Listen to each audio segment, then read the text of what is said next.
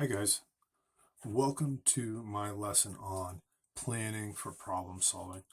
In this lesson, what I want to do is I want to show you a method that you can use, a four-step process that you can use to solve math problems. Here's what that process looks like. Here's our four-step plan. Step one, understand the problem.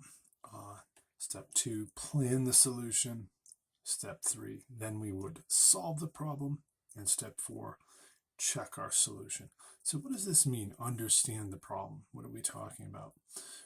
Some things that you can do to better understand the problem are read it multiple times, okay? Even I, as a teacher, you may think I look at a problem and I just know the answer. And that's rarely the case. I usually read problems several times before I solve them. And I'll also almost always read it one more time before I decide on an answer and decide that I'm done with the problem. So don't be afraid to read it a few times. Also, draw a sketch. A lot of problems, maybe not all problems, but many problems can benefit from drawing a quick sketch to try to make sense of what the problem is asking. And maybe you can even add some of the information in the problem to the sketch. For instance, if it was talking about a building and its dimensions, well, you could make a quick sketch of that, maybe a rectangle with a length and a width. And also write down important information. So when you're reading that problem, there's probably some numbers in there. Those numbers probably refer to things, like maybe 5 apples or 6 miles. Okay, so write down those numbers and the units associated with them. And you'll start to be able to make a plan for the solution of that problem, which brings us to step 2. Okay, in step 2, you're going to want to define a variable to represent what the question is asking. And here's the best hint I can give you. In almost every math word problem, the last sentence has a question mark at the end of it. That's where the question lies. And almost always in that sentence, you can go right into it and assign a variable to whatever it is they're looking for. How many cows? How many pounds? Something like that. And you can just say, well, let's say P equals pounds. And then you probably want to go back and read the question again, and you can start to figure out what to do with that variable. For one thing, you can write expressions with variables. Now remember the difference between equations and expressions, right? If I were to say 5x plus 3, that's an expression, right? That's a mathematical expression. It contains mathematical terms. But what if I said 5x plus 3 equals 12? Well, that equal sign tells you that that is an equation, okay? So don't forget the difference between these two. You can assemble expressions into equations, and you can write equations to solve problems. So once you've defined a variable, and maybe you've written some expressions with the variable, maybe you can extend that and write an equation with those expressions. And now all of a sudden, if you have an equation, you can solve it. I hope you'll all agree that this equation here has one variable in it, and I can solve it, and I could figure out what x is. So then you would move on to step 3. You would solve the problem. And then before you say, oh, I'm done with the problem, I've solved it, make sure you check it. And sometimes that means plugging a number back in and just making sure you didn't make a math mistake. But sometimes checking the solution simply means asking yourself, does my answer make sense? Is it reasonable? If not, there's a possibility that you made a mistake and you may want to go back and check your work. Okay, let's take a look at an example using our new plan. Okay, let's take a look at this problem. Dave's bathroom is 8 feet wide and 6 feet long. He spent $200 to have the floor tiled. How much did Dave's new flooring cost per square foot? Okay, remember step one, understand the problem. I'm going to read that again. Dave's bathroom is 8 feet wide and 6 feet long. Oftentimes, this is when I start sketching. It's the second time I read through, because now I can think about it. Here's his bathroom. I'm just going to say it's 6 feet wide and 8 feet long.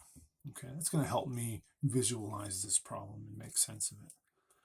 He spent $200 to have the floor tiled. How much did Dave's new flooring cost per square foot? Excuse me. So now that I've read it twice and I've made a little sketch, I'm going to start to plan the solution. And the first thing I want to do here is define a variable. Remember, I gave you guys that hint. How much did Dave's new flooring cost per square foot? There's our question, okay? And it's almost always in this sentence that ends with a question mark. That's where you want to define your variable. I'm going to say C equals cost per square foot. Okay, so that's a unit cost. That's not the total cost. If they were asking the total cost, we already know it. They already told us. He spent a total of $200. But how much did it cost him per square foot? Okay, so if he were to go into Home Depot and say, I want 100 square feet of flooring, and that flooring cost $10 per square foot, well, he could multiply that total area by that cost per square foot to find out his total cost that he would pay. So basically, I can multiply the area, total area, times the cost per square foot, and that should give me the total cost, right? Now look, we already know some of these things. We know the total cost is $200, okay? There's our cost. Do we know the area of the floor? Well, area equals length times width, right? For a rectangle, area equals length times width. And in this case, I know my length and my width. So I could say 6 times 8. That's my area, right? 6 times 8 times my cost per square foot should give me my total cost. And before you start to solve, simplify as many expressions as you can.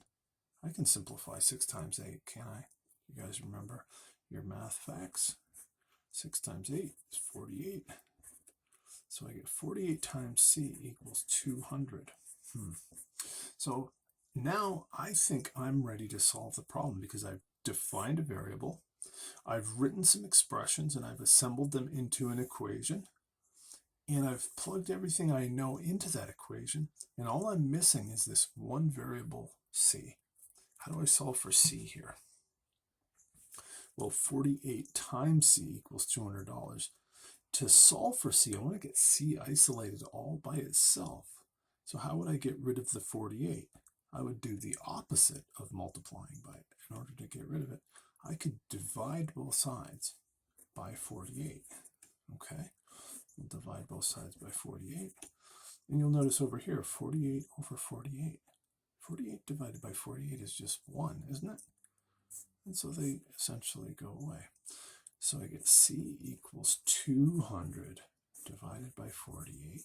Okay, and now would be a good time, if you want to reach for your calculator, you can say 200 divided by 48.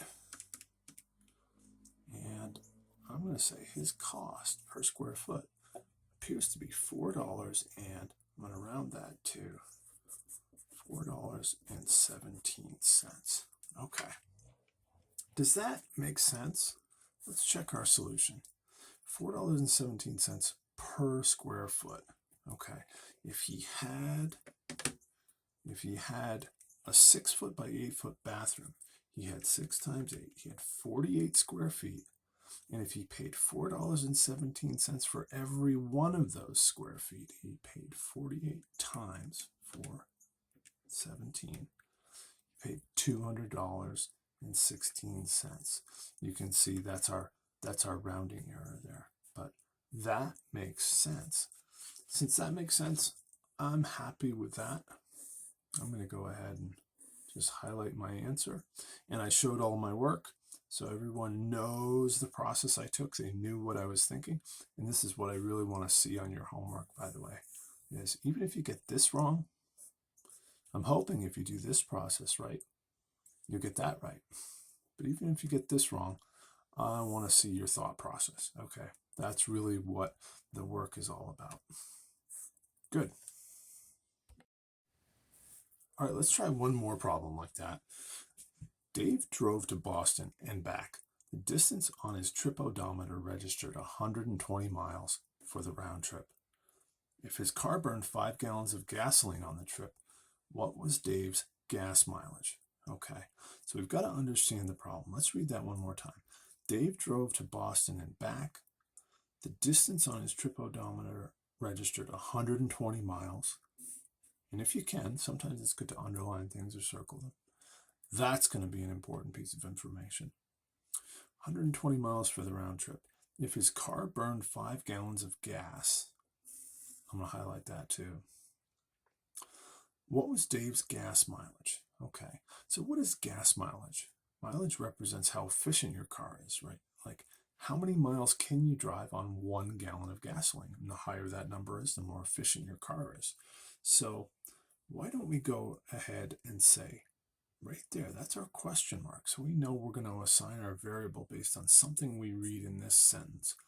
If his car burned 5 gallons of gasoline on the trip, what was Dave's gas mileage? I'm going to say M equals mileage. And what is mileage? It represents the distance that you can drive per gallon of fuel. Okay, or we might say it's miles per gallon. And sometimes you'll see this on a car. It's they say mpg, miles per gallon, right? And the higher that number is, the better your gas mileage is. Okay, so miles per gallon. Hey, look back here. They told us some miles that he drove, and they told us how many gallons his car burned. Seems to me like we've got the information we need to solve this. Could we set up an equation? Okay, could we plan our solution here? And we've defined our variable. We've got M equals mileage, and if it equals miles per gallon, miles divided by gallons, could we say 120 miles per, how many gallons did he have to burn to go that far? He had to burn 5 gallons to do that. Okay. I think we're ready to solve the problem. We've got our equation here. And if you want to, you can reach for your calculator here. You could say, okay, this my calculator seems to be on the fritz. I think your calculator hopefully will be okay here. You can use it to check my math. Okay, mileage here is going to equal 24. Okay, 120. If I divide that by 5, I should get 24 miles per gallon. Okay, and you might write that as 24 mpg. Okay, all right, before we move on, let's check ourselves and just make sure that makes sense. Is it reasonable that you could drive 24 miles on a gallon of gas? That sounds like that's a pretty reasonable gas mileage.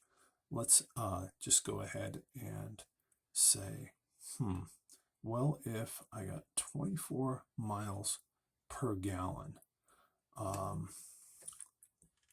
had 5 gallons. Here's what I'm going to do. I'm going to say, if you gave me 5 gallons of gas, how far could I drive? For every one of those gallons, I could drive 24 miles. So I'm going to say 24 times 5. Let's see if this is reasonable. 4 times 5 is 20. I'll bring my 2 up here. 5 times 2 is 10. Plus 2 is 12. Look at that. I get my 120 miles. That checks out. So I'm happy with that answer. And I'm going to highlight that. And please, on your homework, show all this work. This is good stuff. If you just show me that, then I don't know how you got the answer. And I don't know if you really understood the problem. But if you show, and you could come up with a different variable, and you might even come up with a different equation. You might, maybe you skip a step in developing your equation, or maybe you write your expression a little differently. That's okay. I just want to see this work, and that's going to tell me that I know you guys are understanding it. All right, thanks for watching, guys. We're going to have some problems like this that we're going to try in class the next time I see you, and hopefully you guys will pick this up really quickly. Thanks.